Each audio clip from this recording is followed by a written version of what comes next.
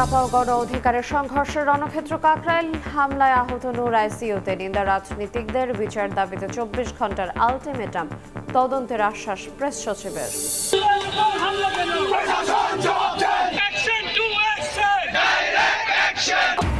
নূরের ওপর হামলার প্রতিবাদে ঢাকা সহ সারা দেশে বিক্ষোভ, বিভিন্ন জেলায় সড়ক অবরোধ। আজ দেশব্যাপী বিক্ষোভের ডাক গণ অধিকারের জাতীয় পার্টির রাজনীতি নিষিদ্ধের দাবি। বেগম জিয়া নির্বাচনে অংশ নেবেন কিনা নির্ভর করছে শারীরিক অবস্থার ওপর। সময় সংবাদকে মির্জা ফখরুল পিআর ইস্যু যারা সামনে আনছে, সময় এলে বাধা না দিয়ে তারা অংশ নেবে ভোটে। জুলাই অভ্যুত্থানের পর ভিন্ন আঙ্গিকে আন্তর্জাতিক গুম প্রতিরোধ দিবস। জড়িতদের বড় অংশ চিহ্নিত বলছে তদন্ত কমিশন। ডিসেম্বরে পূর্ণাঙ্গ প্রতিবেদন, কঠোর শাস্তি দাবি। এবং রাজধানীর যানজট নিরসনে আজ থেকে চালু traffic signal automation system. Ramna থেকে আব্দুল্লাহপুর ৭টি মোড়ে চলবে পরীক্ষামূলক কার্যক্রম, আইন ভাঙলে জরিমানা।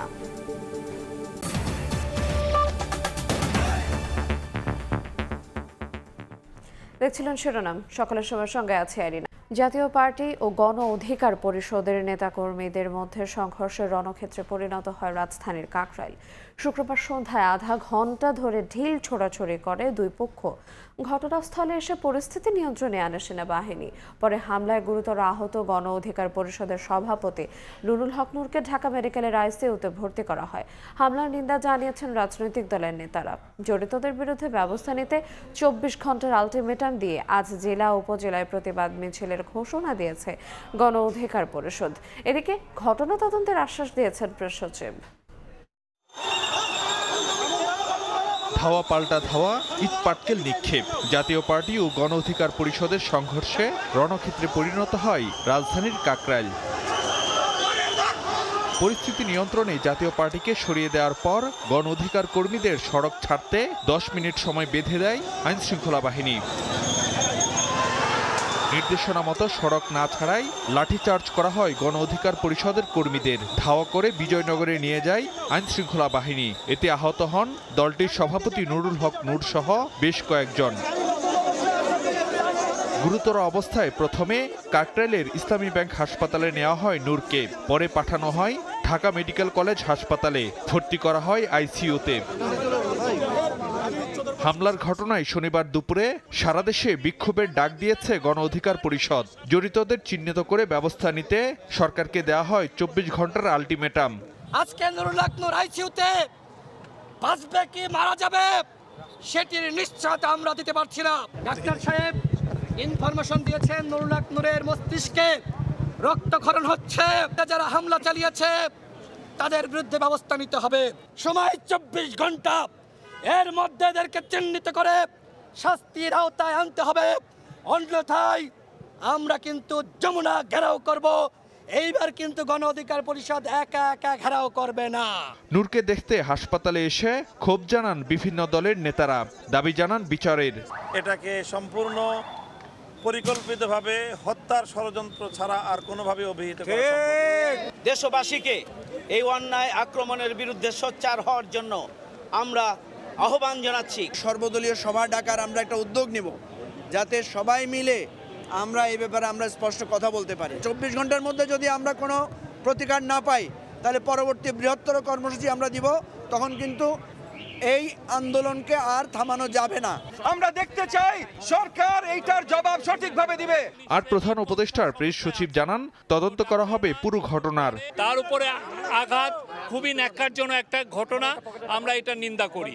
আমরা এই পুরো জিনিসটা আমরা ইনভেস্টিগেট করব। এদিকে নূরকে দেখতে আইন উপদেষ্টা আসিফ নজরুল হাসপাতালে গেলে উত্তেজনা ছড়িয়ে পড়ে গণ অধিকার পরিষদের কর্মীদের মধ্যে। ফারুক ভিয়া, রবিন, সময় সংবাদ, ঢাকা। এদিকে গণ অধিকার পরিষদের সভাপতি এবং ডাকসুর সাবেক ভিপি নুরুল হক নূরের উপর হামলার প্রতিবাদে রাজধানী সহ সারা দেশে বিক্ষোভ করেছেন নেতাকর্মীরা। রাত ভোর এই বিক্ষোভ থেকে হামলায় জড়িতদের চিহ্নিত করে বিচার দাবি করেন তারা। এ সময় জাতীয় পার্টির রাজনীতি নিষিদ্ধেরও দাবি করেন নেতারা। দলীয় কর্মসূচি পালনকালে শুক্রবার রাতে রাজধানীর বিজয়নগর এলাকায় যৌথ বাহিনীর হামলায় গণ অধিকার পরিষদ সভাপতি নুরুল হক নূর সহ বেশ কজন আহত হন। প্রতিবাদে রাত 11:30টায় ঢাকা বিশ্ববিদ্যালয়ের রাজু ভাস্কর্যের পাদদেশে বিক্ষোভ সমাবেশ করেন শিক্ষার্থীরা। হামলায় জড়িতদের বিচার এবং জাতীয় পার্টির রাজনীতি নিষিদ্ধের দাবি করেন তারা।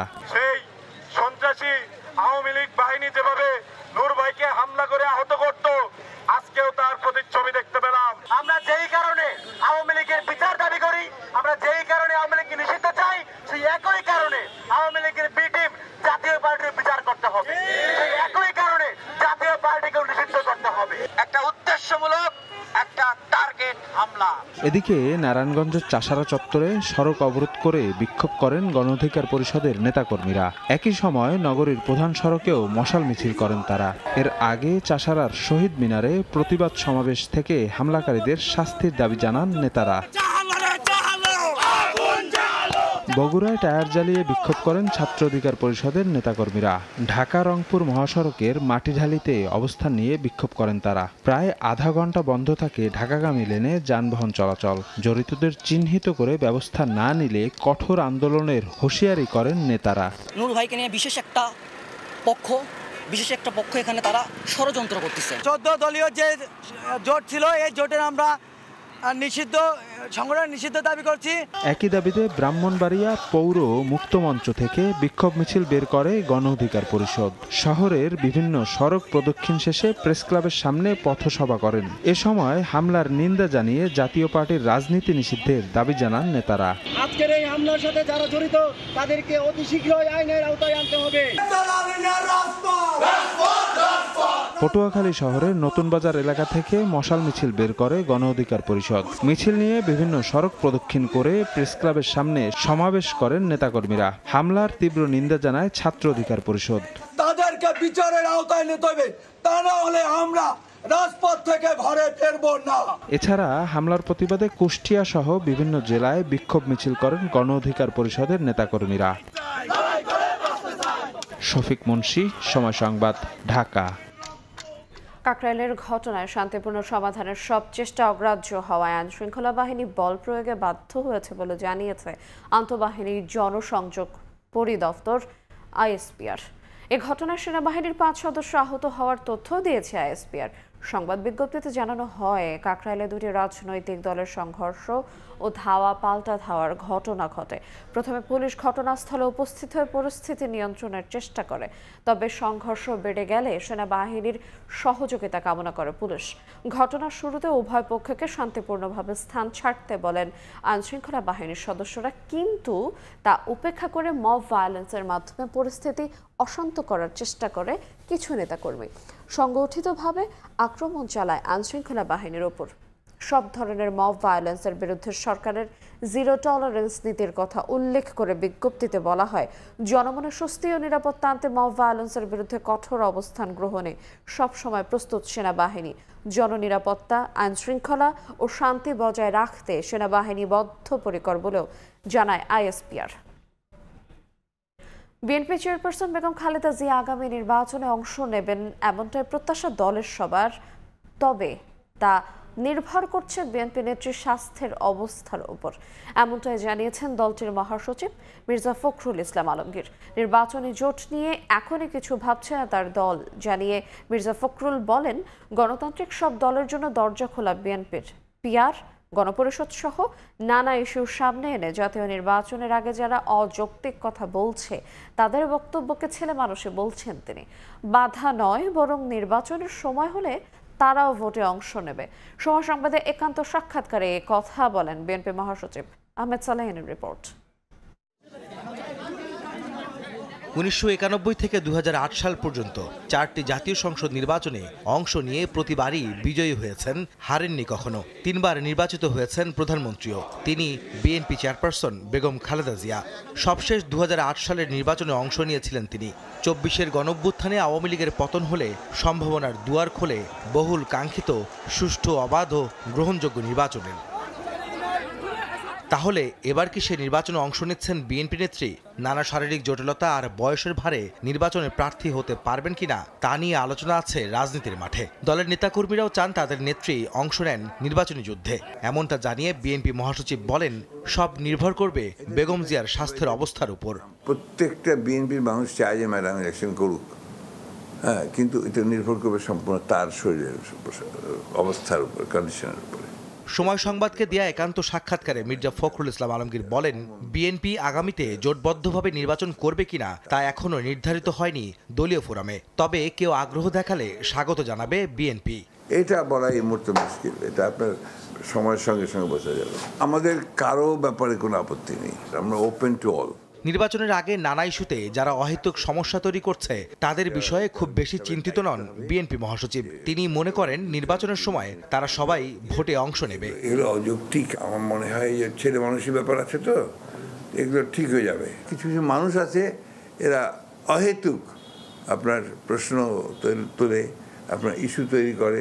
আমি মনে করি যে আপনার এগুলো কোনো ফ্যাক্টর হবে না, এবং ইলেকশন যখন হবে মানুষ তার নিজেই ইলেকশনে যাবে, ভোট কেন্দ্রে যাবে, ভোট দেবে, তার পছন্দ মতো ক্যান্ডিডেটকেই ভোট দেবে। আনলেস আপনারা you'll be in a serious crisis, এই যে জাতি একটা চরম বিপদের সম্মুখীন হবে, যে বিপদটা কাটিয়ে ওঠা এই জাতির পক্ষে সম্ভব হবে কিনা আমার সন্দেহ আছে। আগামীর ভোট যুদ্ধে সবার অংশগ্রহণে একটি অবাধ, সুষ্ঠু ও গ্রহণযোগ্য নির্বাচন জাতি উপহার পাবে বলেও আশা ব্যক্ত করেন বিএনপি মহাসচিব মির্জা ফখরুল ইসলাম আলমগীর। আহমেদ সালেহীন, সময় সংবাদ, ঢাকা।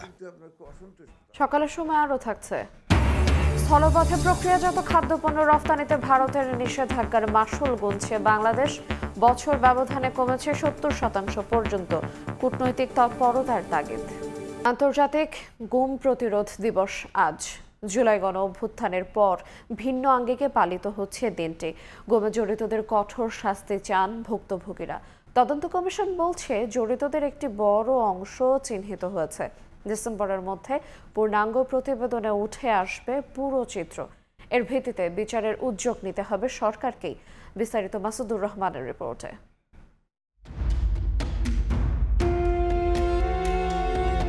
আওয়ামী লীগ আমলে বিরোধী মত দমনের নামে রাজনীতিক, মানবাধিকার কর্মী সহ বিভিন্ন ব্যক্তিকে অন্তর্বর্তী সরকার বেরিয়ে আসছে লোমহর্ষক নানা ঘটনা। জড়িতদের কঠোর শাস্তি চান ভুক্তভোগীরা। 2 হাতে হ্যান্ডকাপ বাঁধে দড়ি দিয়ে ঝুলাই দিত, এবং ঝুলাই দেওয়ার পরে আমার গোপন অঙ্গে 2টা ক্লিপ দিয়ে রাখতো, এবং কারেন্টের শক অনবরত চলতো, পাশাপাশি ব্যাটন দিয়ে আমাকে পিটাইতো। আমরা চাই যে এই 15-16 বছরে যেটা হয়েছে আর কি, শুধু আমাদের সঙ্গে না, গোটা দেশে যাদের সঙ্গে এটা হয়েছে, এই পরিবারের সঙ্গে সবাই আমরা সুষ্ঠু তদন্ত এবং বিচার চাই। যারা ফিরে আসে নাই তাদের ফ্যামিলি থেকেও আমরা চাই যে বিচার হোক। জুলাই অভ্যুত্থানের পর গুম সংক্রান্ত আন্তর্জাতিক সনদে সই করে সরকার। পাশাপাশি 2টি অন্তর্বর্তী প্রতিবেদন জমা দিয়েছে এ সংক্রান্ত তদন্ত কমিশন। 15তম আন্তর্জাতিক গুম প্রতিরোধ দিবসে কমিশন বলছে গুমে জড়িতদের একটি বড় অংশ চিহ্নিত হয়েছে, উদ্ঘাটিত হয়েছে পুরো প্রক্রিয়া। ডিসেম্বরের মধ্যেই চূড়ান্ত প্রতিবেদন জমা দেওয়ার আশা কমিশনের। কিভাবে আমাদের ভাইদেরকে বা আমাদের স্বজনদেরকে গুম করে কোথায় রেখেছিল, কি হয়েছে, একটা ধারণা আমরা দিতে পারবো। নিশ্চিত করে বলতে পারি যে গুমের সাথে সংশ্লিষ্ট ব্যক্তিবর্গদের একটা বড় অংশ চিহ্নিত হয়েছে। ডিসেম্বরের মধ্যেই আমরা বেশ কিছু ঘটনার চূড়ান্ত জানতে পারবো। প্রতিবেদন আমলে নিয়ে জড়িতদের বিচারের মুখোমুখি করা গেলে ভবিষ্যতে কেউ গুমে জড়িত হওয়ার সাহস করবে না বলে মনে করে কমিশন। এটার বাস্তবায়নের দায়িত্ব যারা সরকার পরিচালনা করবেন এবং রাজনৈতিক দলের ইচ্ছার উপর, সদিচ্ছার উপর নির্ভর করবে সব, এবং জনগণের সচেতন উপস্থিতি। তারা যখন চিহ্নিত হবে, তারা যখন বিচারের মুখোমুখি হবে, এটা কিন্তু একটা দৃষ্টান্ত হিসাবে চলে আসবে। ভবিষ্যতে গুম খুন যারা করবেন তাদের মাথায় এই কাজটি করবে। 2010 সালের ডিসেম্বরে এক সম্মেলনে গৃহীত সনদে 30 আগস্টকে আন্তর্জাতিক গুম প্রতিরোধ দিবস হিসেবে ঘোষণা করা হয়। পরের বছর থেকে বাংলাদেশে পালিত হচ্ছে দিবসটি। মাসুদুর রহমান, সময় সংবাদ, ঢাকা। নিরসনে আজ থেকে শুরু হচ্ছে ট্রাফিক সিগন্যাল অটোমেশন সিস্টেমের পরীক্ষামূলক কার্যক্রম। শুরুতে ঢাকার 2 সিটির 7টি ইন্টারসেকশনে চালু হবে। দেশীয় প্রযুক্তিতে তৈরি অটোমেশন সিস্টেমে ব্যয় হয়েছে প্রায় 18 কোটি টাকা। ট্রাফিক বিভাগ বলছে এই ব্যবস্থায় সিগন্যাল অমান্য করলেই গুনতে হবে জরিমানা। সাইফুল রুদ্রর রিপোর্টে বিস্তারিত। 2001 থেকে 2020 সাল পর্যন্ত অটোমেটিক ট্রাফিক সিস্টেম স্থাপনে 3 বার আলাদা প্রকল্প হাতে নেওয়া হয়েছিল, যার মধ্যে ছিল সোলার প্যানেল, রিমোট কন্ট্রোল ও আর্টিফিশিয়াল ইন্টেলিজেন্সের মতো সর্বাধুনিক পদ্ধতি। দুর্বল রক্ষণাবেক্ষণ, অসম্পূর্ণ ট্রায়াল ও নানা অনিয়মে আলোর মুখ দেখেনি একটি প্রকল্প। এবার নগরবাসীকে তীব্র যানজট থেকে মুক্তি দেওয়ার পাশাপাশি যানজটে হারানো কর্মঘণ্টা বাঁচাতে অটোমেটিক ট্রাফিক ম্যানেজমেন্ট সিস্টেম চালুর উদ্যোগ নিল অন্তর্বর্তী সরকার। শুরুতেই হাইকোর্ট থেকে আব্দুল্লাহপুর পর্যন্ত 7টি ও পর্যায়ক্রমে 22টি ইন্টারসেকশনে এই সিস্টেম চালু করা হবে। প্রকল্প বাস্তবায়নে অংশীজন ঢাকা উত্তর ও দক্ষিণ সিটি কর্পোরেশন, ডিটিসিএ, বাংলাদেশ প্রকৌশল বিশ্ববিদ্যালয় ও ঢাকা মেট্রোপলিটন পুলিশের ট্রাফিক বিভাগ। ডিটিসিএ নির্বাহী পরিচালক জানান, পরীক্ষামূলক পাইলটিংয়ের লক্ষ্য সচেতনতা বৃদ্ধি। মানুষ যাতে এটাতে একটু অভ্যস্ত হয় সেটার কার্যক্রম শুরু করতে চাচ্ছি, যে মানে এই বিষয়ে আসলে আমাদের একটু যাত্রী সাধারণ এবং চালকদেরকে যাতে অভ্যস্ত করানো যায়। প্রধান উপদেষ্টার বিশেষ সহকারী জানান, শহর জুড়ে এই ব্যবস্থার সম্প্রসারণের লক্ষ্যে দরপত্র আহ্বান করেছে 2 city corporation. North city corporation এবং সাউথ সিটি কর্পোরেশন তারা কিন্তু টেন্ডার অলরেডি দিয়ে ফেলেছে অন্যান্য ইন্টারসেকশনগুলোও কাজ করার জন্য, এবং KUET is ready to assist করার জন্য। বড় বড় রোডগুলোকে আমরা এটার আওতায় আনতে থাকবো। ট্রাফিক বিভাগ বলছে, এই ব্যবস্থাপনায় সিগন্যাল অমান্য করলেই গুনতে হবে জরিমানা। আমাদের আপৎকালীন সময়ে আমাদের ডিএমপির ভিডিও ট্রাফিক টিম থাকবে, তারা যারা এই যে স্টপ লাইন ভায়োলেট করবে, উল্টা রাস্তে আসবে বা উল্টাপাল্টা চলবে, ভিডিও করে মামলা করা হবে, ম্যানুয়ালি মামলা করা হবে। আনুষ্ঠানিকভাবে চালুর আগে সচেতনতা, সক্ষমতা যাচাই ও ত্রুটি শনাক্তের জন্য 2 থেকে 3 সপ্তাহ সময় নেবে পরীক্ষামূলক এই প্রকল্প। কোনো জায়গায় ইমপ্রুভমেন্টের দরকার পড়লে ওই ইমপ্রুভমেন্টটা করব। সাইফুল রুদ্র, সময় সংবাদ, ঢাকা।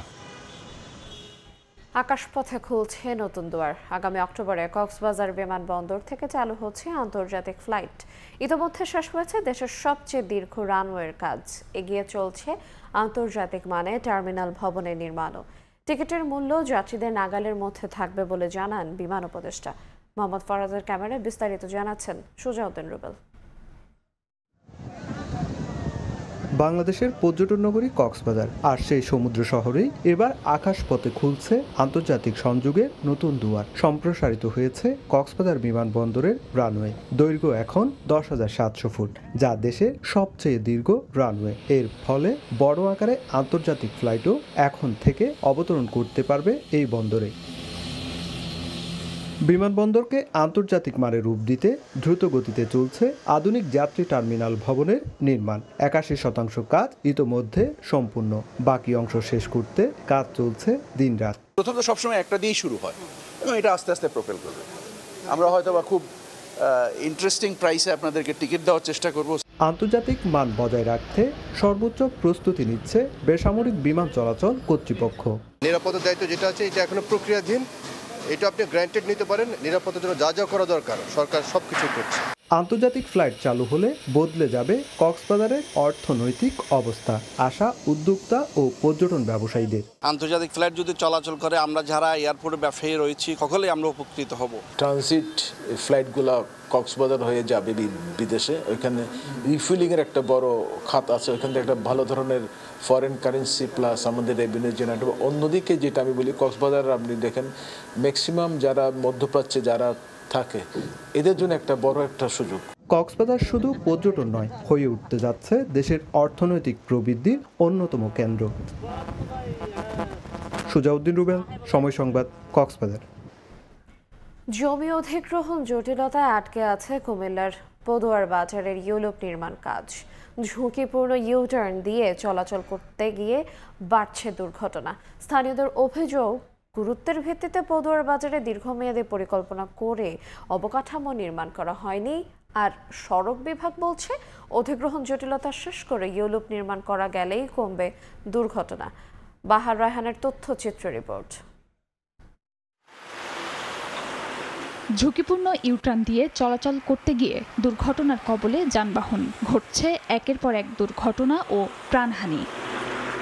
দেশের অর্থনীতির লাইফলাইন ঢাকা চট্টগ্রাম মহাসড়ক এবং কুমিল্লা নোয়াখালী মহাসড়কের সংযোগস্থল পদুয়ার বাজার। দেশের দক্ষিণ পূর্বাঞ্চলের 6 জেলায় যোগাযোগের অন্যতম ব্যস্ততম বাইপাস। অথচ 2 মহাসড়কের সংযোগে নিরাপদ ও নির্বিচ্ছিন্ন যান চলাচলে অপরিহার্য ইউলুপ নির্মাণ কাজ থমকে আছে বছরের পর বছর। ঝুঁকিপূর্ণ ইউটার্ন দিয়ে চলাচল করতে গিয়ে প্রায়ই ঘটছে দুর্ঘটনা। আস্তে আস্তে কাজটা হচ্ছে, মাঝখানে এটা বন্ধ ছিল। হাইওয়ে পুলিশ বলছে, অতীতে সঠিক নিয়মে ও ও দীর্ঘমেয়াদী পরিকল্পনায় মহাসড়কের স্থাপনাগুলো নির্মাণ না করায় সময়ের সঙ্গে সঙ্গে যানবাহন বৃদ্ধি পাওয়ায় বাড়ছে জটিলতা। সড়ক ও জনপথ বিভাগ বলছে, জমি অধিগ্রহণ সম্পন্ন হলে দ্রুত নির্মাণের মধ্য দিয়ে জটিলতা নিরসন করা সম্ভব। নূরজান হোটেলে খেতে আসবে, ওই ওভারব্রিজের নিচ দিয়ে চট্টগ্রামে গেলে চট্টগ্রামমুখী যেতে পারবে, আবার ঢাকামুখী যেতে চাইলে ঢাকামুখী যেতে পারবে।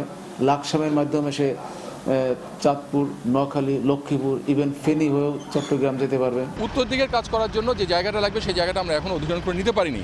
অধিগ্রহণ না হওয়ার কারণে আমাদের কাজটা স্লো হয়ে গেছে। ইউলুপ নির্মাণে মহাসড়কের উত্তর পাশে ভূমি অধিগ্রহণে 57টি আপত্তি আগামী 3 মাসের মধ্যে নিষ্পত্তি করা হবে বলে জানান জেলা প্রশাসক। শীঘ্রই এগুলো নিষ্পত্তি হয়ে যাবে, তখন আমরা অধিগ্রহণের কাজটি যদি করে দিতে পারি, ইউলুপের কাজটি খুব দ্রুত হয়ে যাবে বলে আমি মনে করছি। 2022 সালের অক্টোবরে শুরু হয় পদুয়ার বাজার ইউলুপ নির্মাণ প্রকল্প। মেয়াদ শেষ হয় 2025 সালের জুনে। কাজ হয়েছে মাত্র 40%। সময় সংবাদ, কুমিল্লা। এদিকে ঢাকা সিলেট মহাসড়কের ব্রাহ্মণবাড়িয়া অংশে খানাখন্দে ভরা।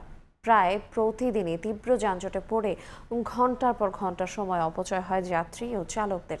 এতে রেল স্টেশনে বেড়েছে যাত্রী চাপ।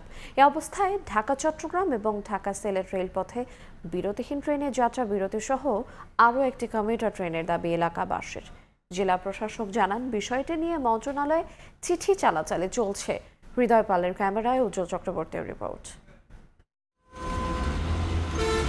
ঢাকা সিলেট মহাসড়কের ব্রাহ্মণবাড়িয়ার অংশে খানাখন্দের কারণে প্রায় প্রতিদিনই দীর্ঘ যানজটে সময় অপচয় হয় যাত্রীদের। এ কারণে ভোগান্তিহীন যাত্রার কারণে রেল স্টেশনে বেড়েছে চাপ। প্রতিদিন গড়ে 12,000 যাত্রী নিয়ে ঢাকা, চট্টগ্রাম ও সিলেট সহ দেশের বিভিন্ন গন্তব্যে রেলপথে যাতায়াত করেন এই জনপদের মানুষ। কিন্তু এই স্টেশনে মাত্র 700 আসনযুক্ত টিকিট যাত্রীদের জন্য বরাদ্দ। এছাড়া ঢাকা ব্রাহ্মণবাড়িয়া রেলপথে তিতাস কমিউটার নামে একটি ট্রেন চলাচল করলেও যাত্রী চাপের তুলনায় আসন সংখ্যা অনেকটাই অপ্রতুল। এ কারণে ঢাকা, চট্টগ্রাম এবং ঢাকা সিলেট রেলপথে চলাচলকারী বিরোধীন ট্রেনগুলো যাত্রা বিরতি সহ আরও একটি কমিউটার ট্রেন চালু দাবি এই অঞ্চলের যাত্রীদের। 10 ঘন্টা যদি বাসে যেতে লাগে তাহলে তো একদিন তার শেষ, আর এখানে ট্রেনে মাত্র 2 থেকে আড়াই ঘন্টায় ঢাকা যাওয়া যায়। ব্যাপারগুলি যাওয়া যায় হাই রোডে আপনি অ্যাক্সিডেন্ট হইতেছে, তার জন্য সবাই মনে করে যে ট্রেনটা গেলে একটা সুযোগ সুবিধা হবে।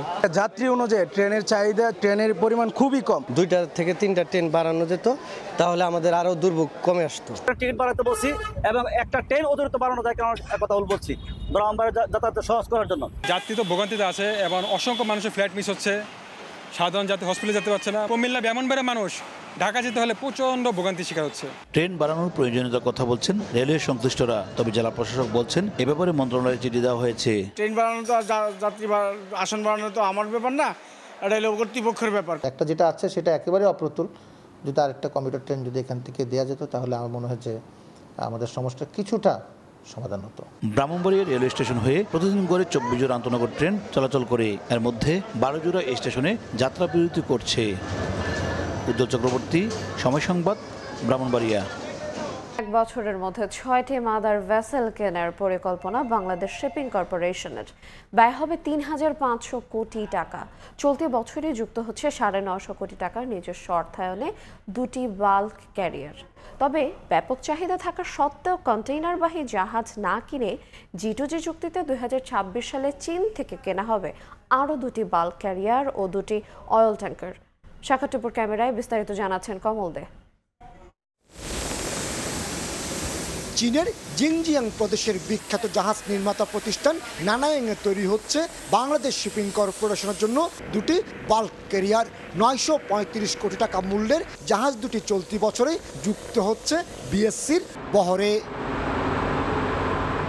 নিজস্ব অর্থায়নে কেনা প্রতিটি জাহাজ 65,000 মেট্রিক টন পণ্য বহনে সক্ষম। আগামী বছর ঋণ চুক্তির আওতায় G2Gর মাধ্যমে কেনা হবে আরও 2টি ওয়েল ট্যাঙ্কার ও বাল্ক ক্যারিয়ার। 4 আর 2 6 আর 5 11টা জাহাজ যদি প্রফিট মার্জিন আমাদের বর্তমান ধারায় থাকে, আশা করছি যে আমাদের নেট প্রফিট 1000 কোটি বা 1000 কোটি টাকার কাছাকাছি চলে যাবে। স্বাধীনতা পরবর্তী 38টি জাহাজ নিয়ে যাত্রা শুরু করা রাষ্ট্রায়ত্ত প্রতিষ্ঠান বাংলাদেশ শিপিং কর্পোরেশনের বহরে বর্তমানে জাহাজ রয়েছে মাত্র 5টি। সবশেষ ওয়েল ট্যাঙ্কার বাংলার জ্যোতি ও বাংলার সৌরভ আগুনে ক্ষতিগ্রস্ত হওয়ার পর স্ক্র্যাপ হিসেবে বিক্রি হয়ে গেছে। চট্টগ্রাম বন্দরে প্রতি বছর পণ্য নিয়ে আসা 4,000-এর বেশি জাহাজের মধ্যে কন্টেনারবাহী জাহাজের সংখ্যা তুলনামূলক বেশি। আর বাংলাদেশ মালিকানাধীন 101টি জাহাজের মধ্যে কন্টেনারবাহী জাহাজ রয়েছে মাত্র 8টি। আন্তর্জাতিক মেরিটাইম নীতি অনুযায়ী যে কোনো দেশের সমুদ্র পরিবহন বাণিজ্যের জন্য অন্তত 50% সক্ষমতার প্রয়োজন। আইন অনুযায়ী নতুন জাহাজগুলোতে নিয়োগ পাওয়া নাবিকসহ সব কর্মকর্তা কর্মচারী হবে বাংলাদেশের নাগরিক। বিএসসি যদি কন্টেনারও ক্রয় করে তাহলে এই লাইনে আমাদের সক্ষমতা বৃদ্ধি পাবে এবং কন্টেইনার ফ্লিট বৃদ্ধির একটা সম্ভাবনা আছে। সেক্ষেত্রে আমাদের একটা সুযোগ তৈরি হতে পারে।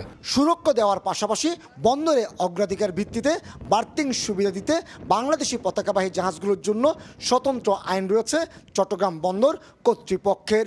তবে বিএসসির কেনা জাহাজগুলো চার্টার হিসেবে পৃথিবীর অন্যান্য বন্দরগুলোকে কেন্দ্র করে পণ্য পরিবহন করলেও চট্টগ্রাম বন্দরে নোঙ্গর করে না বললেই চলে।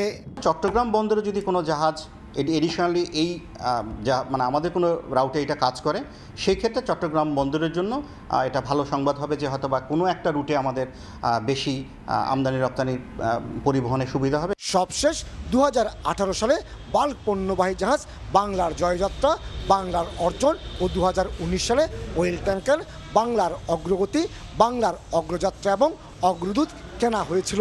এতে খরচ হয়েছিল 1843 কোটি টাকা। তবে নতুন 6টি জাহাজ বহরে যুক্ত হলে বিএসসির বছরে বাড়তি আয় হবে অন্তত 1000 কোটি টাকা। কমল দে, সময় সংবাদ, চট্টগ্রাম। সকালের সময় আরও থাকছে। জাতিসংঘ অধিবেশনের আগে ফিলিস্তিনি কর্মকর্তাদের ভিসা প্রত্যাখ্যানের ঘোষণা, যুক্তরাষ্ট্রের সিদ্ধান্তের তীব্র সমালোচনা, গাজা ইসরায়েলি হামলায় নিহত অন্তত 48। স্থলপথে বাংলাদেশি প্রক্রিয়াজাত খাদ্যপণ্য রফতানিতে ভারতীয় নিষেধাজ্ঞার মাশুল গুনছেন ব্যবসায়ীরা। তাদের দাবি, বছর ব্যবধানে 7 রাজ্য সহ দেশটির বাজারে প্রক্রিয়াজাত খাদ্যপণ্যের রফতানি কমেছে 70% পর্যন্ত। ইপিবি বলছে শুধু ভারতে নয়, গেল অর্থ বছরের বিশ্ববাজারে এ খাতের রফতানি কমেছে 14%। ক্রমবর্ধমান আন্তর্জাতিক বাজারে বাংলাদেশি পণ্যের হিসাব বাড়াতে তাই রাজনৈতিক স্থিতিশীলতা নিশ্চিতের তাগিদ বিশেষজ্ঞদের। MSRFN-এর রিপোর্ট। আটা থেকে তৈরি নুডলস কিংবা আলুর চিপস, ফলের জুস, জ্যাম, জেলি অথবা চালের গুঁড়া থেকে তৈরি নানা পদের মুখরোচক খাবার, এসব পণ্য তৈরিতে যেমন শিল্প খাতে বাড়ছে কর্মসংস্থান, তেমনি বাড়ছে প্রান্তিক মানুষের আয়ের সুযোগ। এরই মধ্যে বাংলাদেশে প্রক্রিয়াজাত খাদ্যপণ্যের অভ্যন্তরীণ বাজার ছাড়িয়েছে $800 কোটি। স্থানীয় চাহিদা মেটানোর পাশাপাশি যাচ্ছে বিশ্ববাজারেও। মার্কিন বৈদেশিক কৃষি বিভাগ এমন তথ্য দিলেও হতাশার খবর দিচ্ছে রপ্তানি উন্নয়ন ব্যুরো ইপিবি। সংস্থাটির পরিসংখ্যান, গেল নভেম্বর থেকে মন্দার কবলে পড়েছে প্রক্রিয়াজাত শুকনো খাবারের রপ্তানি আয়। অর্থ বছর শেষে কমেছে 14%-এর বেশি। আর চলতি বছরের জানুয়ারি থেকে কমছে মশলা জাতীয় পণ্যের রপ্তানি আয়। নেতিবাচক প্রবৃদ্ধি নিয়েই শেষ করেছে অর্থ বছর। মন্দা কাটেনি চলতি অর্থ বছরের শুরুতেও। গভর্নমেন্ট নতুনভাবে কিন্তু কিছু প্রোডাক্টের ডিউটি স্ট্রাকচার রিভিউ করেছে। রপ্তানিকারকরা বলছেন, দেশে উৎপাদিত প্রক্রিয়াজাত শুকনো খাদ্যপণ্যের বড় বাজার আসাম, মণিপুর, ত্রিপুরা সহ বাংলাদেশ ঘেঁষা ভারতের 7 রাজ্য। গেল 17 মে থেকে ভোমরা ছাড়া অন্য স্থলবন্দর দিয়ে প্রক্রিয়াজাত খাদ্য রপ্তানিতে ভারতীয় নিষেধাজ্ঞা থাকায় বিশ্ববাজারে হোঁচট খেয়েছেন তারা। পোর্টগুলো যেগুলো আমরা ব্যবহার করে রপ্তানি করতাম, যেটা আমাদের কান্ট্রি থেকে ইজি অ্যাক্সেস ছিল, মেইনল্যান্ড ইন্ডিয়া থেকে চ্যালেঞ্জিং ছিল, বাট এখন ওই রপ্তানিটা আর হচ্ছে না।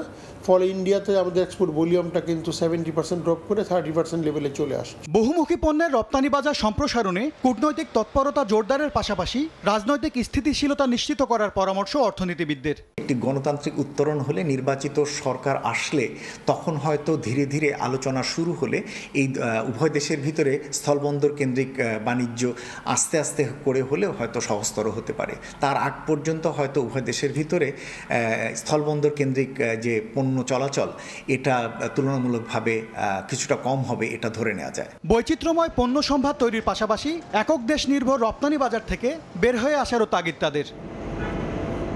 MSRFN, সময় সংবাদ, ঢাকা। বিদেশি ঋণ আসার চেয়ে পরিশোধের চাপ বাড়ছে। চলতি অর্থ বছরের প্রথম মাস জুলাইয়ে বৈদেশিক ঋণ পরিশোধে ব্যয় বেড়েছে 16%। সুদ আর আসল মিলিয়ে মোট ব্যয়ের পরিমাণ দাঁড়িয়েছে $44.66 লাখ। বিপরীতে প্রতিশ্রুত বিদেশি ঋণের অর্থ ছাড় কমেছে প্রায় 43%। যদিও গেল বছরের একই সময়ের তুলনায় ঋণ দেওয়ার প্রতিশ্রুতি 408%। উন্নয়ন পরিকল্পনা বাস্তবায়নে বিদেশি ঋণ নির্ভর প্রকল্পগুলোতে অর্থছাড় কমে গেলেও বাড়ছে আগের নেয়া ঋণ পরিশোধের চাপ। অর্থনৈতিক সম্পর্ক বিভাগ ইআরডির হালনাগাদ প্রতিবেদনের তথ্য, গেল জুলাইয়ে বৈদেশিক ঋণ পরিশোধ বাবদ ব্যয় হয়েছে 44 কোটি 46 লাখ ডলার। এর মধ্যে আসল 32 কোটি 77 লাখ ডলার আর 11 কোটি 90 লাখ ডলার ব্যয় হয়েছে সুদ পরিশোধে। মোট হিসাবে আগের অর্থ বছরের তুলনায় বিদেশি ঋণ পরিশোধে ব্যয় বেড়েছে 16%। জুলাইয়ে বিদেশি ঋণ পরিশোধে ব্যয় বাড়লেও কমেছে অর্থ ছাড়ের পরিমাণ। এ সময় বিদেশি ঋণ ছাড় হয়েছে 20 কোটি 27 লাখ ডলার, যা গেল বছরের তুলনায় 43% কম।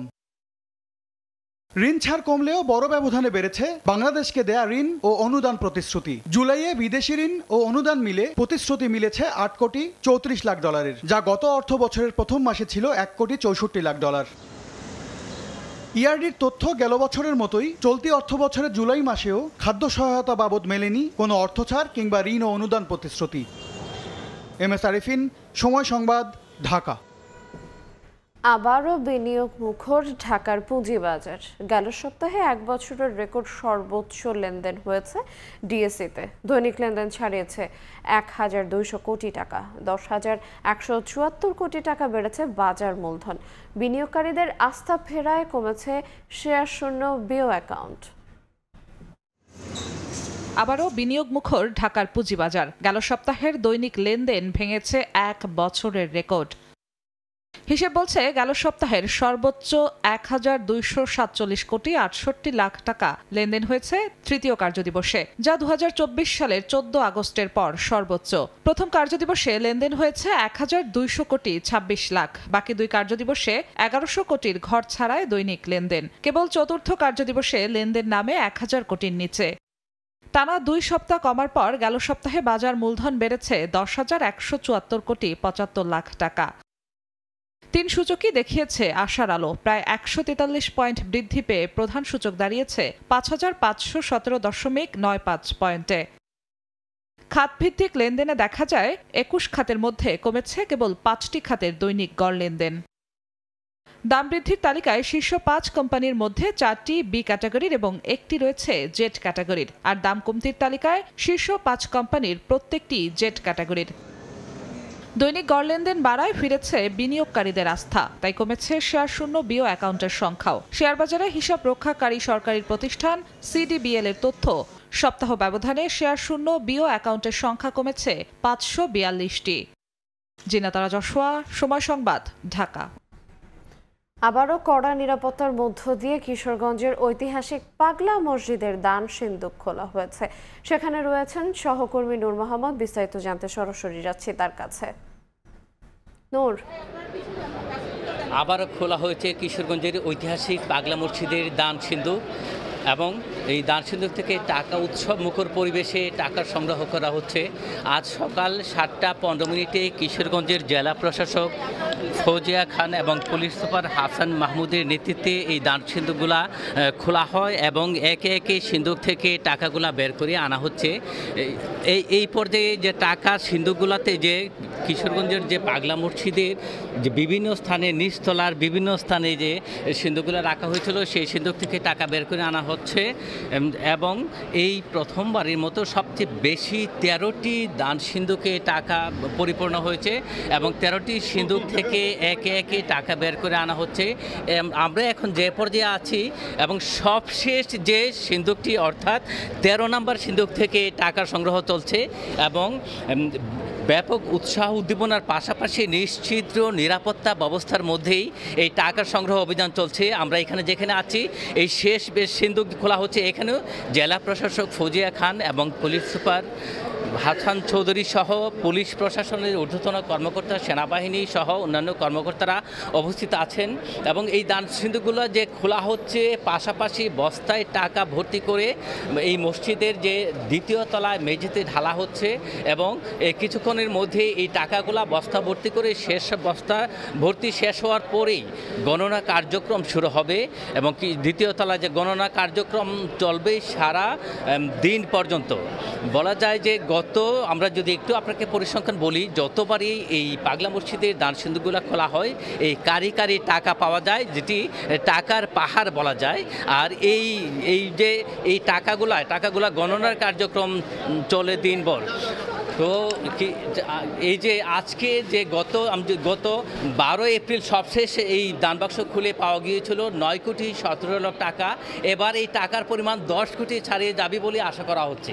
তো কিশোরগঞ্জের পাগলা মসজিদ থেকে যে টাকা গণনার কার্যক্রম চলছে এই বিষয়ে আমার কাছে এই ছিল সবশেষ। আমরা সরাসরি যুক্ত ছিলাম কিশোরগঞ্জ থেকে। দেখছেন সকালের সময়, সঙ্গেই থাকুন। ব্যাপক অনিয়মের অভিযোগ উঠেছে বান্দরবানে চলমান কাজু বাদাম কফি চাষ প্রকল্পে। উন্নত চারা, বীজ, সার, কীটনাশক বিতরণ, বাগান তৈরি ও প্রশিক্ষণের জন্য বিপুল অর্থ বরাদ্দের দাবি করা হলেও মাঠ পর্যায়ে নেই কফি কাজু বাগানের অস্তিত্ব। অব্যবস্থাপনার কথা স্বীকার করলেও কোনো দুর্নীতি হয়নি বলে দাবি প্রকল্পের পরিচালকের। সোহেল কান্তিনাথের ক্যামেরায় এনে জাকিরের রিপোর্ট। বাগানে বাগানে ঝুলছে কফি ও কাজু বাদামের সাইনবোর্ড, তবে নেই গাছের অস্তিত্ব। বান্দরবান জেলার রুমা, থানচি, রোয়াংছড়ি সহ বিভিন্ন এলাকার বাগান ঘুরে দেখা গেছে একই চিত্র। 2022 সালে পার্বত্য চট্টগ্রাম উন্নয়ন বোর্ডের অর্থায়নে বান্দরবানে নেওয়া হয় পার্বত্য চট্টগ্রাম অঞ্চলে কফি ও কাজু বাদাম চাষের মাধ্যমে দারিদ্রতা হ্রাসকরণ প্রকল্প। প্রকল্পের আওতায় বাগান তৈরি, উন্নত চারা, সার ও কীটনাশক বিতরণ, কৃষকদের প্রশিক্ষণ, কৃষিজ উপকরণ সরবরাহ সহ বিভিন্ন কর্মসূচি বাস্তবায়নের কথা থাকলেও বাস্তবে দেখা যায়নি কিছু। অভিযোগ উঠেছে কৃষকদের জন্য বরাদ্দ 92টি পানির ট্যাঙ্কের মধ্যে দেয়া হয়েছে মাত্র 12টি। পাশাপাশি বাগান পরিচর্যায় দক্ষতা বৃদ্ধির জন্য অভ্যন্তরীণ ভ্রমণের কথা থাকলেও কৃষকরা জানে না কিছু। এতে সঠিক পরিচর্যা ও প্রয়োজনীয় সামগ্রীর অভাবে মেয়াদ শেষ হওয়ার আগেই অস্তিত্বহীন হয়ে পড়েছে কফি কাজু বাদাম প্রকল্প। কাজু বাদাম দিচ্ছে আর কিচ্ছু দেওয়া হয় না, আর ট্যাঙ্কিও দেওয়া হয় না। আমাদের উন্নত প্রকল্প তো কিছু হয় না। আমাদের সার নাকি দিছে, এটাও সঠিক মতো হয় না। আমাদেরকে মাথা পিছু কত টাকা পাবে ওটা বাগে ওরা খেয়ে ফেলছে। অব্যবস্থাপনার কথা স্বীকার করলেও প্রকল্পের কাজে কোনো অনিয়ম দুর্নীতি হয়নি বলে দাবি প্রকল্প পরিচালকের। কমিটি করে কৃষিজ উপকরণগুলো দিয়ে আসছি, সেখানে আমাদের অফিসার ছিলেন, মাঠ কর্মী ছিলেন এবং অন্যান্য ব্যক্তিও ছিলেন। পায় নাই বলে এমন কোনো আমার জানা নেই। উন্নয়ন বোর্ডের তথ্য মতে জেলায় প্রায় 666টি কফি কাজু বাগানের জন্য বরাদ্দ দেওয়া হয় 15 কোটি 83 লাখ টাকা। চলতি বছরের জুন মাসে শেষ হয় প্রকল্পের কার্যক্রম। এন.এ. জাকির, সময় সংবাদ, বান্দরবান। প্রবাসীদের পাঠানো রেমিটেন্সে বদলে যাচ্ছে ফেনী জেলার চিত্র। গড়ে উঠছে শত শত অট্টালিকা, কিন্তু যাদের হাতে গড়ে উঠছে স্বপ্নের বাড়ি তারা নিজেরাই থাকছে অনিরাপদ। প্রতিনিয়ত দুর্ঘটনায় নির্মাণ শ্রমিকদের হতাহতের ঘটনা ঘটলেও প্রতিকারে নেই কোনো উদ্যোগ। তবে নানা সীমাবদ্ধতার অজুহাত সংশ্লিষ্টদের। মীর হোসেন রাসেলের ক্যামেরায় আতিয়া সচলের রিপোর্ট। রেমিটেন্স প্রবাহে পাল্টে যাচ্ছে প্রবাসী অধ্যুষিত ফেনী জেলার চিত্র। উৎপাদনমুখী, সম্ভাবনাময় নিরাপদ বিনিয়োগের খাত সৃষ্টি না হওয়ায় ভূমি আর আবাসনেই ঝুঁকছেন এই জনপদের মানুষ। যাদের শ্রম, ঘাম এবং হাতের সুনিপুণ কারুকাজে এ সকল ভবন নির্মিত হচ্ছে, সে সকল নির্মাণ শ্রমিকদের কাজের নিরাপত্তা কতটুকু, সেই বিষয়টা নিয়ে আদৌ সংশ্লিষ্টরা কতটুকু ভাবছে। কিন্তু যাদের হাতে গড়ে উঠছে স্বপ্নের আবাসন তারা নিজেরাই থাকছেন অনিরাপদ। নির্মাণ শ্রমিকরা কাজ করছেন অত্যন্ত ঝুঁকিপূর্ণ অবস্থায়। কর্মক্ষেত্রে তাদের নেই পর্যাপ্ত নিরাপত্তা গিয়ার, নেই প্রশিক্ষণ। এতে প্রায় দুর্ঘটনায় হতাহত হচ্ছেন অনেকেই। মালিকে যদি আমার ঘরে সেফটি দেয়, অবশ্যই আমরা সেফটি ব্যবহার করতে বাধ্য। জীবনটা শেষ, বহুলা আন্নাও কাছে ভিক্ষা খুঁজবো। বিদেশে যেখানে একটি পেরেকও নিরাপত্তা ছাড়া ঠোকা হয় না, সেখানে এই জনপদের নির্মাণ কাজে ঝুঁকি যেন স্বাভাবিক নিয়ম। 14-15 বছর কাজ করি, কোনোদিন এগুলি পাইনি। আমাকে কোনো সেফটি বেল এগুলি কিছু নাই। নিরাপত্তার বিষয়টি তদারকি ও তা বাস্তবায়নে গুরুত্ব দেওয়া প্রয়োজন বলে স্বীকার করলেও নানা সীমাবদ্ধতার অজুহাত সংশ্লিষ্টদের। বর্তমানে আমাদের যেহেতু বিগত 2 মাস আমরা সভা করতে পারিনি, নতুন করে কমিটি পুনর্গঠন করে সরকার পরিপত্র জারি করেছে। প্ল্যানগুলি আমরা অ্যাপ্রুভ অথবা রিজেক্ট করার প্রক্রিয়াতে যাব। আইনের কোনো লঙ্ঘনের কারণে যদি কোনো দুর্ঘটনায় কোনো শ্রমিকের প্রাণহানি ঘটে থাকে, তাহলে সেই ক্ষেত্রে দায়ী ব্যক্তি 4 বছর পর্যন্ত কারাদণ্ড অথবা 1 লক্ষ টাকা পর্যন্ত অর্থদণ্ড অথবা উভয় দণ্ডে দণ্ডনীয় হবেন। ফেনী পৌরসভায় 26,000-এর বেশি হোল্ডিং ট্যাক্স প্রদানকারী রয়েছেন। আতিয়ার সজল, সময় সংবাদ, ফেনী। চলতি বছরের জুনে শেষ হওয়ার কথা ছিল চাঁদপুর লঞ্চ টার্মিনালের নির্মাণ কাজ, কিন্তু মাত্র 30 ভাগ কাজ হয়েছে। রাজনৈতিক পট পরিবর্তনে 100 কোটি টাকার কাজ অসমাপ্ত রেখেই লাপাত্তা ঠিকাদার। টার্মিনাল না থাকায় ভোগান্তির শিকার হচ্ছেন যাত্রীসহ সংশ্লিষ্টরা। তবে নতুন করে ঠিকাদার নিয়োগ দিয়ে দ্রুত কাজ শেষ করার আশ্বাস কর্তৃপক্ষের। নাইমুল ইসলাম নীরবের ক্যামেরায় ফারুক আহমেদের রিপোর্ট। দেশের অন্যতম নদীবন্দর চাঁদপুর বন্দরের সঙ্গে রাজধানী ঢাকা, নারায়ণগঞ্জ সহ দেশের বিভিন্ন স্থানের নৌপথ রয়েছে। দিনরাত চলে অসংখ্য যাত্রীবাহী লঞ্চ। 2001 সালে নদীগর্ভে বিলীন হওয়ার পর নির্মাণ হয়নি স্থায়ী লঞ্চ টার্মিনাল। তবে 2022 সালে নতুন টার্মিনাল নির্মাণের উদ্যোগ নেওয়া হয়। কাজ শুরুর 2 বছর পরই চালু হওয়ার কথা ছিল 3 তলা বিশিষ্ট আধুনিক লঞ্চ টার্মিনাল, যেখানে থাকবে যাত্রী সেবার সব ধরনের সুবিধা। কিন্তু সরকার পরিবর্তনে গা ঢাকা দেয় ঠিকাদার। এতে নির্ধারিত মেয়াদে কাজ শেষ না হওয়ায় চরম দুর্ভোগে যাত্রী সহ সংশ্লিষ্টরা। ভোগান্তিতে আমরা আসছি, আসলে এটা সবাই দেখতেছে কিন্তু আসলে উদ্যোগ নাই, কোনো সঠিকভাবে নামা যাচ্ছে না। এই সমস্যাগুলো ফিল করতেছে যারা বাচ্চা নিয়ে আসে, স্পেশালি নারীরা, তাদের ক্ষেত্রে বেশি সমস্যা হচ্ছে। একদিন এক জায়গায় বিরতি হয়, যাত্রীর হয়রানি হয়, কষ্ট হয়। 30% কাজও হয় নাই, আরো 70% কাজ বাকি আছে। পর্যটক আমাদের চাঁদপুরে প্রবেশ করতেছে এই টার্মিনাল ঘিরে, এই জন্য টার্মিনালে দ্রুত কার্য নির্মাণ শেষ করা দরকার। এই টার্মিনাল নির্মাণ করতে অর্থায়ন করেছে বিশ্ব ব্যাংক। কাজ বন্ধ থাকায় বেকায়দায় পড়েছে BIWTA। তবে ঠিকাদারি ঝামেলা মিটিয়ে আবারও নতুন করে কাজ শুরু করার চেষ্টা চলছে বলে জানায় সংশ্লিষ্ট কর্মকর্তারা। এত দীর্ঘমেয়াদী তো প্রকল্প থাকে না, বিশ্ব ব্যাংকেরও চাপ আছে। সব সার্বিক দিক বিবেচনা করে আমার মনে হয় এই জুনের মধ্যে কাজ কমপ্লিট করতে হবেই। নৌ পরিবহন মন্ত্রণালয়ের সাথে কথা বলেছি যে এটা অলরেডি অবগত করিয়েছি আমাদেরকে যে কাজটা আসলে স্লো আছে এবং প্রায় বন্ধ আছে আর কি। তারা জানিয়েছে তারা এটা ব্যবস্থা নিচ্ছেন খুব দ্রুত সময়ের মধ্যে, যাতে আবার এই নির্মাণ কাজটা শুরু করা যায়। প্রথমে 67 কোটি, এরপর ব্যয় বাড়িয়ে লঞ্চ টার্মিনাল নির্মাণে ব্যয় ধরা হয়েছে 105 কোটি টাকা। ফারুক আহমদ, সময় সংবাদ, চাঁদপুর। এবার আবহাওয়ার খবর।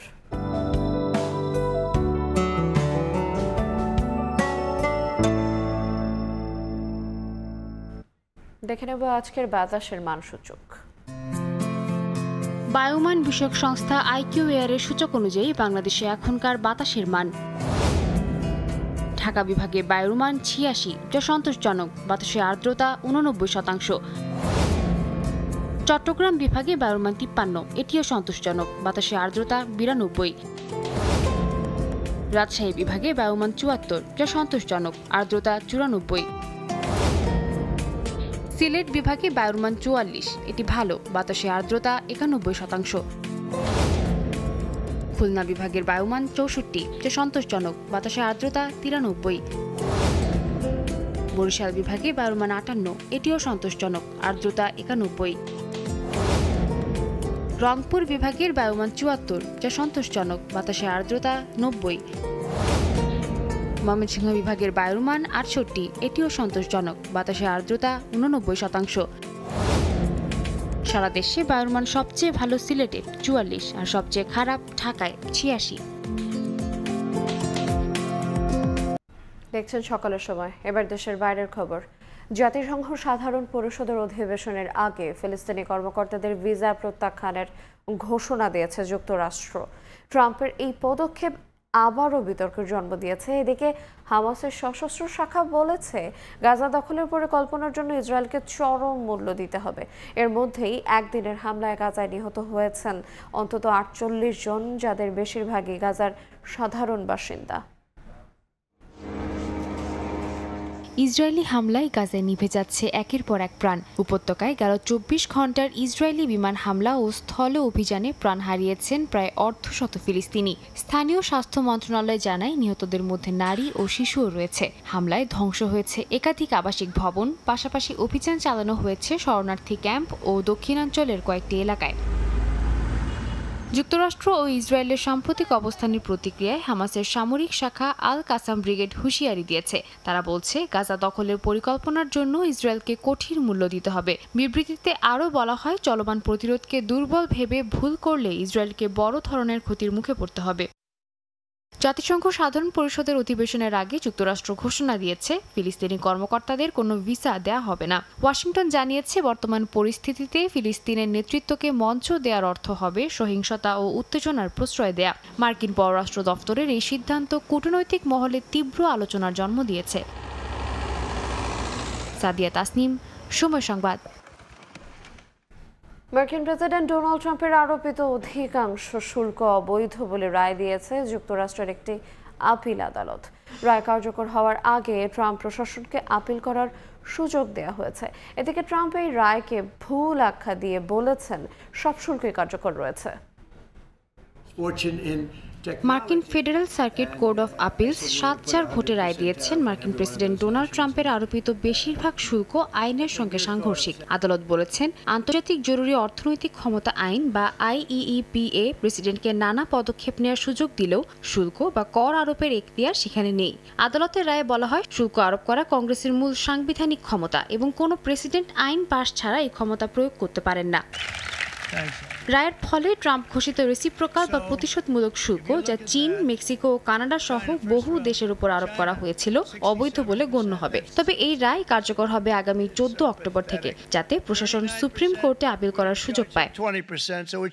রায়ের প্রতিক্রিয়ায় ট্রাম্প একে অত্যন্ত পক্ষপাতদুষ্ট সিদ্ধান্ত বলে মন্তব্য করেন। তার মতে এই রায় বহাল থাকলে তা যুক্তরাষ্ট্রকে অর্থনৈতিকভাবে ধ্বংস করে দেবে। ট্রাম্প দাবি করেন শুল্ক তুলে নেওয়া হলে দেশ দুর্বল হয়ে পড়বে আর প্রতিদ্বন্দ্বীরা যুক্তরাষ্ট্রকে চাপে ফেলতে সক্ষম হবে। তিনি আত্মবিশ্বাস প্রকাশ করেন যে সুপ্রিম কোর্টে এই রায় বাতিল হবে। সাদিয়া তাসনিম, সময় সংবাদ। দেখছেন সকালের সময়। এবার খেলার খবর। এশিয়া কাপের ড্রেস রিহার্সাল শুরু হচ্ছে আজ। সিলেটে 3 ম্যাচ সিরিজের প্রথম টি20তে নেদারল্যান্ডসের মুখোমুখি হবে বাংলাদেশ। পরিসংখ্যানে টাইগাররা এগিয়ে থাকলেও সংক্ষিপ্ত ফরম্যাটে কঠিন পরীক্ষা নিতে পারে ডাচরা, এমনটা মনে করেন হেড কোচ ফিল সিমন্স। তবে দলের প্রস্তুতি নিয়ে সন্তুষ্ট তিনি। এদিকে প্রথমবারের মতো দ্বিপাক্ষিক সিরিজ খেলতে আসা নেদারল্যান্ডসও ছাড় দিতে নারাজ। ম্যাচটি মাঠে গড়াবে সন্ধ্যা 6টায়। সিলেট থেকে নওশাদ আহমেদ চৌধুরীর ক্যামেরায় তামিম হোসেনের ম্যাচ প্রিভিউ। এশিয়া কাপের আগে বাংলাদেশ দলের প্রস্তুতির প্রশংসা সবার মুখে। তবে ক্রিকেটাররা কতটা তৈরি হলেন তা দেখা যাবে নেদারল্যান্ডসের বিপক্ষে। এদিন হলো সিরিজের ট্রফি উন্মোচন। নেদারল্যান্ডসের বিপক্ষে বিশ্বকাপে 3বার মুখোমুখি হয়ে প্রতিবারই জয় পেয়েছে টাইগাররা। কিন্তু সহজ প্রতিপক্ষ হলেও সংক্ষিপ্ত ফরম্যাটে এই দলটাও ছুড়ে দিতে পারে কঠিন চ্যালেঞ্জ। আমাদের অনুশীলন দারুণ ছিল। কিছু বৃষ্টির সমস্যা ছিল। ফাইনালের আগে আপনাকে প্রিলিমিনারি ঠিক করতে হবে। আপাতত আমি এশিয়া কাপ নিয়ে ভাবছি না, সিরিজেই সব ফোকাস করছি। মেন ইন গ্রিনের বিপক্ষে সিরিজে মিরপুরের স্লো উইকেট নিয়ে হয়েছে নানা সমালোচনা। তবে কোচের বিশ্বাস সিলেটে থাকবে ভিন্ন চিত্র। বিশ্বের অন্যান্য উইকেটের মতো সিলেটের উইকেট বেশ ভালো। এখানে রান হয়। আশা করছি পাকিস্তান সিরিজের যে ঘাটতি ছিল সেটা এখানে মিটবে। প্রথমবারের মতো বাংলাদেশে দ্বিপাক্ষিক সিরিজ খেলতে এসেছে নেদারল্যান্ডস। এশিয়ান কন্ডিশনে মানিয়ে নিতে পারলেই লড়াই জমে উঠবে বলে মনে করেন কোচ রায়ান কুক। আমি মনে করি টি20 ক্রিকেটে যে কোনো দল যে কোনো দলকে হারাতে পারে। আমি আত্মবিশ্বাসী ভালো ম্যাচ হবে। তাদের এশিয়া কাপের জন্য প্রস্তুতি নিতে হবে। তারাও চাইবে রান হোক। মনে হচ্ছে সিলেটের উইকেট আমাদের উইকেটের মতো হবে। এদিকে প্রস্তুতি ম্যাচে পারভেজ ইমনের চোটে কিছুটা দুশ্চিন্তা ছিল টাইগার ড্রেসিং রুমে। তবে সে সমস্যা কেটে গেছে। এশিয়া কাপে যাওয়ার আগে সিলেটের এই ম্যাচগুলোই বাংলাদেশের আত্মবিশ্বাস বাড়ানোর সবচেয়ে বড় মঞ্চ।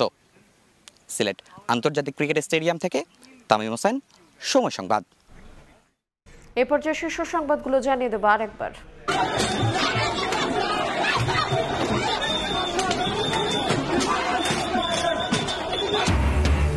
জাপা ও গণ অধিকারের সংঘর্ষের রণক্ষেত্র কাকরাইল হামলায় আহত নূর আইসিইউতে নিন্দা রাজনীতিকদের।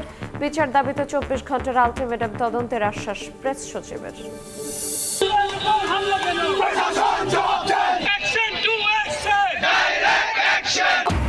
নূরের ওপর হামলার প্রতিবাদে ঢাকা শহর সারা দেশে বিক্ষোভ। বিভিন্ন জেলায় সড়ক অবরোধ। আজ দেশব্যাপী বিক্ষোভের ডাক। গণ অধিকারের জাতীয় পার্টির রাজনীতি নিষিদ্ধের দাবি। এবং বেগম জিয়া নির্বাচনে অংশ নেবেন কিনা নির্ভর করছে শারীরিক অবস্থার উপর। সময় সংবাদকে মির্জা ফখরুল। পিআরএসও যারা সামনে আনছে, সময় এলে বাধা না দিয়ে তারাও অংশ নেবে ভোটে। এই ছিল সকালের সময়, সঙ্গে থাকুন সময়ের।